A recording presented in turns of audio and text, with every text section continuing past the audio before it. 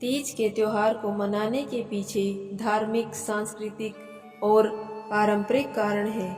यह त्योहार खास तौर पर स्त्रियों के लिए बहुत महत्वपूर्ण माना जाता है। इसे 3 तीजों में विभाजित किया जाता है: हरियाली तीज, कजरी तीज और हरतालिका तीज। आइए जानते हैं कि तीज को ही विशेष महत्व क्यों दिया जाता है। तीज का प्रमुख कारण भगवान शिव और माता पार्वती की कथा से जुड़ा हुआ है। देवी पार्वती ने भगवान शिव को पाने के लिए कठोर तपस्या की थी और उनकी तपस्या से प्रसन्न होकर भगवान शिव ने उन्हें अपनी पत्नी के रूप में स्वीकार किया था। इस पुनर्मिलन को तीज के रूप में मनाया जाता है, जिससे यह त्योहार धार्मिक रूप से बहुत ही महत्वपूर्ण बन जाता है।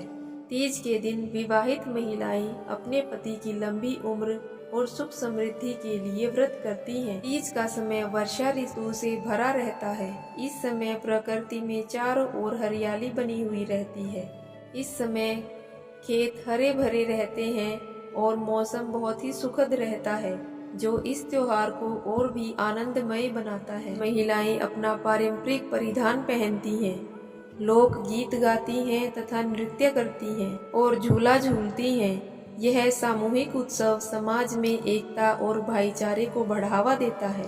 तीज का त्योहार कई पीढ़ियों से मनाया जाता रहा है। इससे हमारी सांस्कृतिक धरोहर मजबूत बनती है।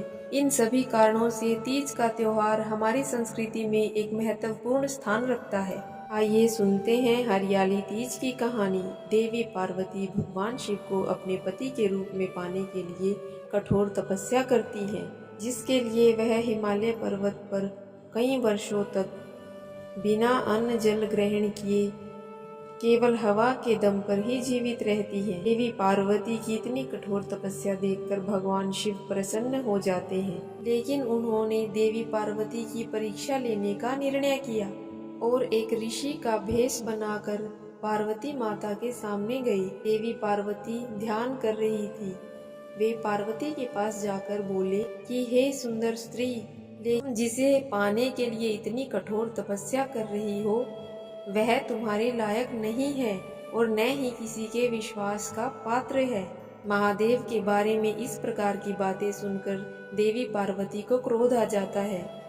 वह ऋषि से कहती है कि हे मुनिवर, आप मुझे मेरी तपस्या करने दे तथा अपना काम करें। मैं महादेव की तपस्या ऐसे ही करती रहूंगी जब तक वे मुझे दर्शन नहीं दे देते। इसके बाद वह ऋषि अपने असली वेश में आ जाते हैं तथा पार्वती माता को अपनी पत्नी के रूप में स्वीकार कर लेते हैं।